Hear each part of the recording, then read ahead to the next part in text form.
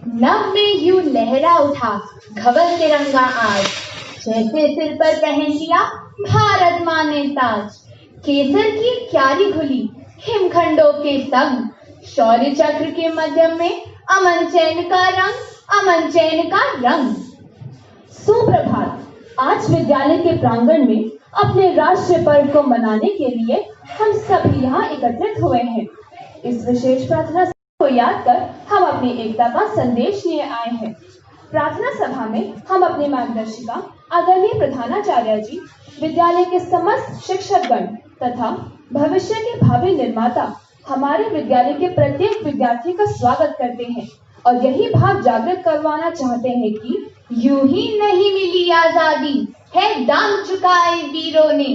कुछ हंसकर चढ़े हैं फांसी पर, कुछ ने जख्म सहे शमशीरों के। जो शुरू हुई सन 57 में, सन 47 में खत्म हुई। मारे गए अंग्रेज कई, वीरों के रक्त की नदी बही। मजबूत किया संकल्प था उनका, भारत माता के वीरों ने। यूं ही नहीं मिली आजादी, है दाम चुकाए वीरों ने। आजादी का अर्थ है विकास के पथ पर स्वतंत्र रूप से आगे बढ़कर देश और समाज को एक नई दिशा देना।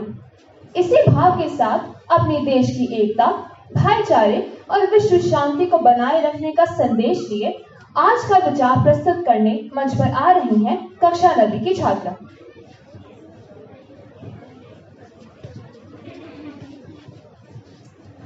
सुप्रभात। आज का सद्विचार इस प्रकार है। जब तक जलवायु रहे, भू ऊर्जा आकाश, भारत का गौरव बढ़े, हो चहुमुखी विकास, हो चहुमुखी विकास। धन्यवाद।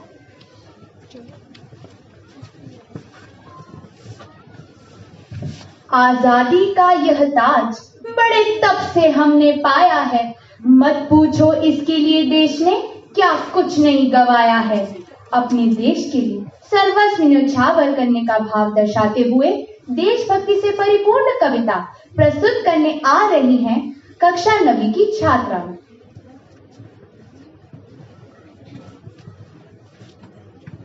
हम कंचन हैं, कांच नहीं, चाहे ले लो अग्नि परीक्षा। सुख नहीं कष्ट सहने की हमने ली है दीक्षा। चाहे ठोक बजा कर देखो, चटके पात्र नहीं है। अंगारों में तपे हुए हैं, मिट्टी मात्र नहीं है। हम हारे इंसान नहीं हैं, हम हैं वीर विजेता। क्रांति रक्त से बहती है, हम हैं इतिहास रचेता। तूफानों में पलने की हमने ली है शिक्षा। श्री समृद्धि पाने को श्रम का सागर पुनः मथेंगे। अगर जरूरत होगी तो तारे तोड़ गगन से लेंगे। है पुरुषार्थ प्रबल, मांगेंगे कभी नहीं हम भिक्षा। तूफानों में पलने की हमने ली है शिक्षा। उतरेंगे हम खरे सदा एक कसौटी पर ही। देश को रोशन करेगा आज हमारा स्वर ही। युग का वेद व्यास करेगा आज हमारी समीक्षा। हम कंचन हैं, कांच नहीं, चाहे ले लो अग्नि परीक्षा, चाहे ले लो अग्नि परीक्षा। जय हिंद।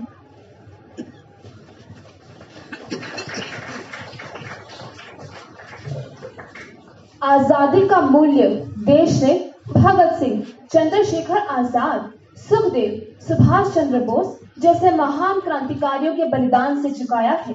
देश की आजादी की कहानी में शायद ही कोई ऐसा पन्ना हो जो आंसुओं से होकर ना गुजरा हो।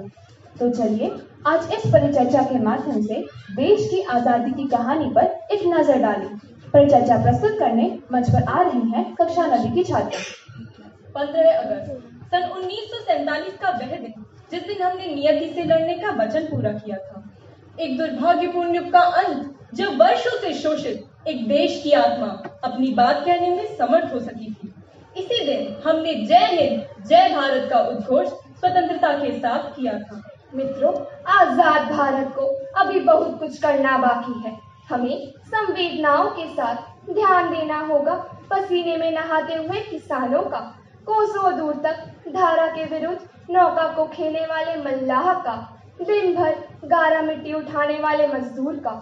आज भी हम कहीं ना कहीं किसी कोने में इनकी पीड़ा से संवेदनहीन हैं। हमें आज भी ये सोचने की आवश्यकता है कि झुरमुट की ओट में चहकने वाले पक्षी का स्वर हमेशा हर्षगानी नहीं होता। आज भी कहीं स्वतंत्रता के पीछे करुण क्रंदन सिसक रहा है। हमें उन तक पहुंचना होगा, हमें उनसे विरक्त नहीं होना है। अगर इस करुण क्रंदन से किसी भी एक भारतवासी की आंखें नम होती है तो हमें इन आंसुओं को अपनी अंजुलि में लेना होगा, उनके चेहरे पर मुस्कान लानी होगी, तभी हम सही स्वतंत्रता के युग में होंगे। गांव में रहने वाले सैकड़ों किसान, अगणित मजदूर, जिनके ढोए पत्थरों से हमने भारत को एक बेहतरीन शिल्प का रूप दिया है, आज अगर उनमें से कोई एक भी त्राही कर रहा है तो स्वतंत्रता अभी अधूरी है। आजादी के बाद हमारी जिम्मेदारी और बढ़ जाती है, चाहे वो कोई भी हो। स्वतंत्रता के विधाता हजारों महान देश तक, जिनकी आत्मा की तड़पन ही भारत का अमोघ वज्र बना। आजादी के लिए हमारे प्रत्येक भारतवासी ने भगवान शंकर का संहारक रूप रख लिया था, तब जाकर बरसों की खोई निधि प्राप्त हुई थी। हमें अपनी बेताबी से उसे पुनः खोना नहीं है। भारत माँ ने हमें शक्ति दी, जिसके बल पर आजादी का बीज धरती फोड़कर नए जीवन का प्रतीक बना। 15 अगस्त सन 1947 की वह रात 12 बजे, जब सभी महापुरुषों की साधनाएं फलीभूत होकर आह्लाद और उन्माद से भर उठी थी। धरती और अंबर हमारे उल्लास को संभाल पाने की कोशिश में लगे हुए थे। भारत का प्रत्येक कण अनन्य रागिनी को प्रतिध्वनित कर रहा था। उस वक्त भारत के गौरव के सामने सारे संसार की समृद्धि नतमस्तक हो उठी थी। हमें दुनिया के सामने हाथ नहीं फैलाने हैं, चाहे वह टेक्नोलॉजी हो या आर्थिक मदद हो। हमें संकल्प लेना होगा कि हम दुनिया को दान देंगे, टेक्नोलॉजी का, आर्थिकता का, शक्ति का, समृद्धि का, शांति का, आध्यात्म एवं ज्ञान का। भारत एक पूर्ण रूपेण स्वदेशी होगा। हम अपने मौर्य काल के युग को वापस लाकर विश्व गुरु बनकर वसुधैव कुटुंबकम की स्थापना समग्र पृथ्वी पर करेंगे। भारत हमारी निधि है, भारत हमारी आत्मा है। हमारा भारत सिर्फ जमीन का एक टुकड़ा ही नहीं, बल्कि एक जीता जागता राष्ट्र पुरुष है। अर्पण और समर्पण वाली इस भूमि में कभी राम ने, कभी कृष्ण ने, कभी परशुराम ने, तो कभी गौतम बुद्ध ने अवतरित होकर देश के गौरव महात्मा गांधी, पंडित जवाहरलाल नेहरू, बाल गंगाधर तिलक, रानी लक्ष्मीबाई और जिनका नाम हम यहाँ नहीं ले पाए हैं, वे भी हमारे देश के लिए, हमारे लिए उतने ही वंदनीय हैं। हम उन सबके चरणों में नमन करते हैं। जब जब देश पर आपदा आई है, तब तब इस देश में महापुरुषों की जन्म की परंपरा रही है।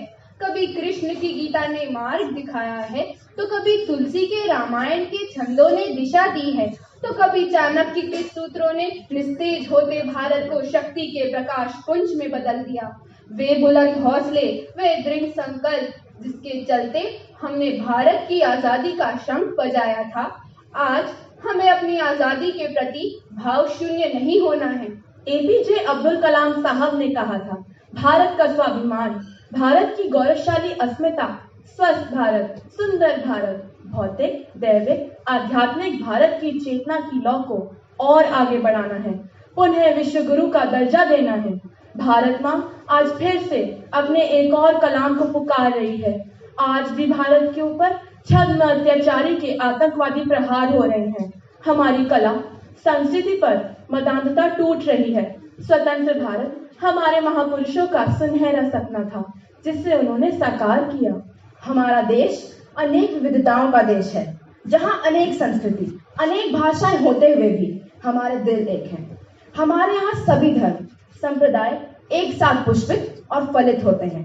हम सबकी सिर्फ एक आराधना होनी चाहिए, भारतवासियों का कल्याण हो, जगती में सद्भाव हो, हाथों में हाथ डालकर हम सबका विकास करें। आज आवश्यकता है एक महान धर्म की, वह धर्म है भारत की अर्चना, भारत की पूजा। भगवान करे हमारा भारत और बढ़े, बढ़ता ही रहे। जय हिंद।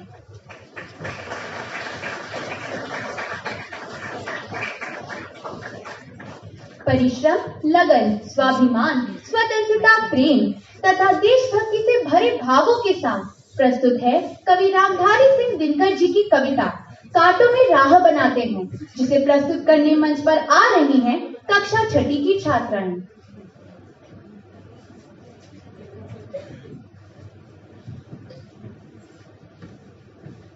सच है विपत्ति जब आती है, कायर को ही दहलाती है। सूरमा नहीं विचलित होते, क्षण एक नहीं धीरज खोते। विघ्नों को गले लगाते हैं, कांटों में राह बनाते हैं। है कौन विघ्न ऐसा जग में, टिक सके आदमी के मग में। खम ठोक ठेलता है जब नर, पर्वत के जाते पांव उखड़।